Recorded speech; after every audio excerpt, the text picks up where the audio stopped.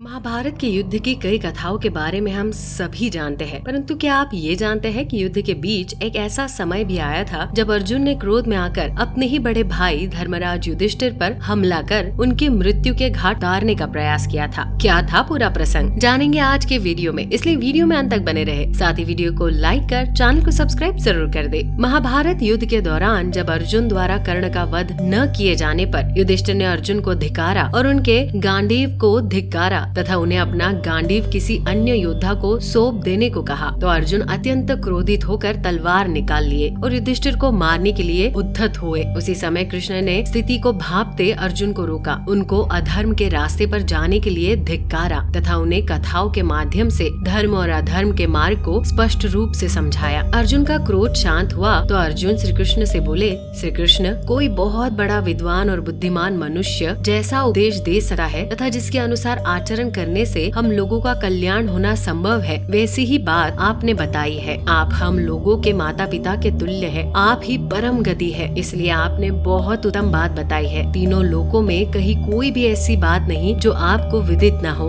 अतः आप ही परम धर्म को पूर्ण रूप से तथा ठीक ठीक जानते हैं। अब मैं राजा युधिष्ठिर को मारने योग्य नहीं समझता। मेरी इस प्रतिज्ञा के संबंध में आप ही अनुग्रह करके कुछ ऐसी बात बताइए जिससे इसका पालन भी हो जाए और राजा का वध भी न हो पाए। भगवान, आप तो जानती है कि मेरा व्रत क्या है। मनुष्यों में जो कोई भी ये कह दे कि तुम अपना गांडीव धनुष दूसरे किसी वीर को दे डालो तो अस्त्र विद्या और पराक्रम में तुमसे बढ़कर हो तो मैं हठात उसकी जान ले लूं। इसी तरह भीमसेन को कोई तुबरक कह दे तो वे सहसा उसे मार डालते हैं। सो राजा ने आपके सामने ही मुझसे कहा कि तुम अपना धनुष दूसरे को दे डालो। ऐसी दशा में यदि मैं उन्हें मार डालूं तो इनके बिना एक क्षण के लिए भी मैं इस संसार में नहीं रह सकूंगा, और यदि इनका वध न करूं तो फिर प्रतिज्ञा भंग के पाप से कैसे मुक्त हो? क्या करूं? मेरी बुद्धि कुछ काम नहीं कर रही। कृष्ण, संसार के लोगों की समझ में मेरी प्रतिज्ञा भी सच्ची हो और राजा युधिष्ठिर का तथा मेरे जीवन भी सुरक्षित रहे, ऐसी ही कोई सलाह दीजिए। श्री कृष्ण ने कहा,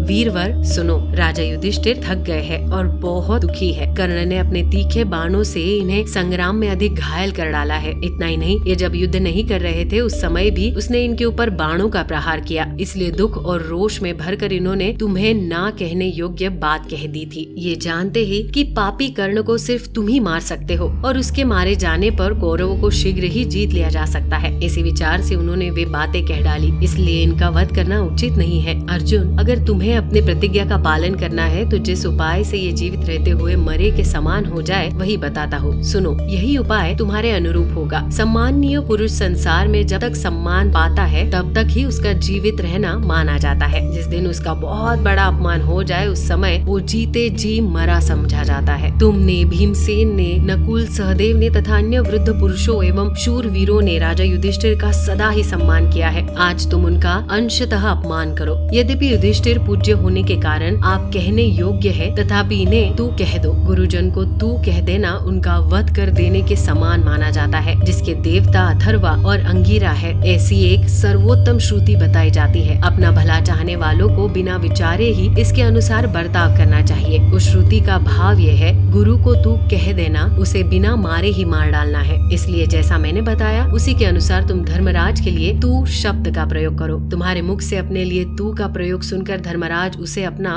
वध ही समझेंगे। इसके बाद तुम इनके चरणों में प्रणाम करके सांत्वना देना और अपनी कही हुई अनुचित बात के लिए क्षमा मांग लेना। तुम्हारे भाई राजा युधिष्ठिर समझदार है, ये धर्म का ख्याल करके भी तुम पर क्रोध नहीं करेंगे। इस प्रकार तुम मिथ्या भाषण और भ्राता वध के पाप से छुटकारा प्रसन्नता पूर्वक सुपुत्र कर्ण का वध करना। अपने सखा भगवान श्री कृष्ण का वो वचन सुनकर अर्जुन ने उनकी बड़ी प्रशंसा की। फिर वे हठ पूर्वक धर्मराज के प्रति ऐसे कटु वचन कहने लगे जैसे पहले कभी नहीं कहे थे। वे बोले, तू चुप रह, ना बोल, तू तो खुद ही लड़ाई से भागकर एक कोस दूर आ बैठा है, तू क्या उलाहना देगा? हाँ, भीमसेन को मेरी निंदा करने का अधिकार है क्योंकि वे समस्त संसार के प्रमुख वीरों के साथ लड़ रहे हैं, शत्रुओं को पीड़ा पहुंचा रहे हैं। असंख्य शूरवीरों, अनेकों राजाओं, रथियों, घुड़सवारों तथा हजारों हाथियों को मौत के घाट उतारकर काम्बोजों और पार्वतियों योद्धाओं के इस तरह नष्ट कर रहे हैं जैसे सिंह मृगों को। तो अपने कठोर वचनों के चाबुक से अब मुझे न मार, मेरे कोप को फिर न बढ़ा।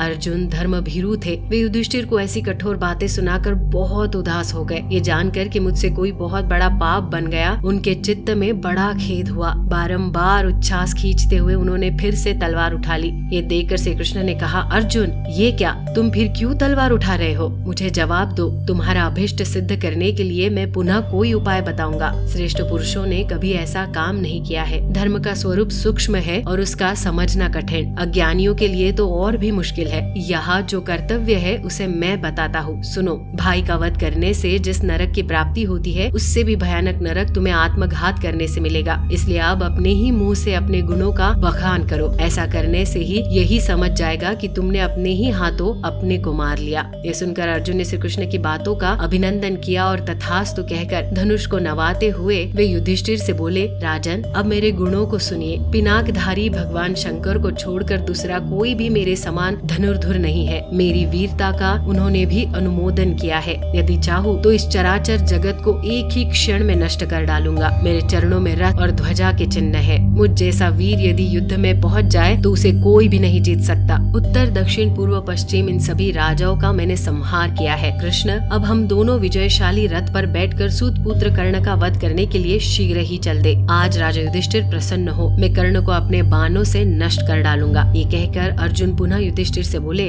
आज या तो कर्ण की माता पुत्रहीन होगी या माता कुंती ही मुझसे हीन हो जाएगी। मैं सत्य कहता हूँ, अपने बाणों से कर्ण को मारे बिना आज कवच नहीं उतारूंगा। ये कहकर अर्जुन ने तुरंत अपने हथियार और धनुष नीचे डाल दिए, तलवार म्यान में रख दी। फिर लज्जित होकर उन्होंने युधिष्ठिर के चरणों में सिर झुकाया और हाथ जोड़कर कहा, महाराज मैंने जो कुछ कहा है उसे क्षमा कीजिए और मुझ पर प्रसन्न हो जाइए। मैं आपको प्रणाम करता हूँ। अब मैं सब तरह से प्रयत्न करके भीमसेन को युद्ध से छुड़ाने और सूत पुत्र कर्ण का वध करने के लिए जा रहा हूँ। राजन मेरा जीवन आपका प्रिय करने के लिए ही है, ये मैं सत्य कहता हूँ। ऐसा कहकर अर्जुन ने राजा के दोनों चरणों को स्पर्श किया और फिर वे रणभूमि की ओर जाने को उद्यत हो गए। धर्मराज युधिष्ठिर अर्जुन के कठोर वचनों को सुनकर अपने पलंग पर खड़े हो गए। उस समय उनका चित्त बहुत दुखी हो गया था। वे कहने लगे, पार्थ मैंने अच्छे काम नहीं किए हैं, इसलिए तुम लोगों पर घोर संकट आ पड़ा है। मेरी बुद्धि मारी गई है। मैं आलसी और डरपोक हूँ, इसलिए आज वन में चला जाता हूँ। मेरे न रहने पर तुम सुख से रहना। महात्मा भीमसेन ही राजा होने के योग्य है। मैं तो क्रोधी और कायर हूँ। अब मुझ में तुम्हारी ये कठोर बातें सहन करने की शक्ति नहीं है। इतना अपमान हो जाने पर मेरे जीवित रहने की भी कोई आवश्यकता नहीं है। ये कहकर वे सहसा पलंग से कूद पड़े और वन में जाने को उद्यत हो गए। ये देख भगवान श्री कृष्ण ने उन्हें प्रणाम करके कहा, राजन आपको तो सत्य प्रतिज्ञा अर्जुन की प्रतिज्ञा मालूम ही है कि जो कोई उन्हें गांडीव धनुष दूसरे को देने के लिए कह देगा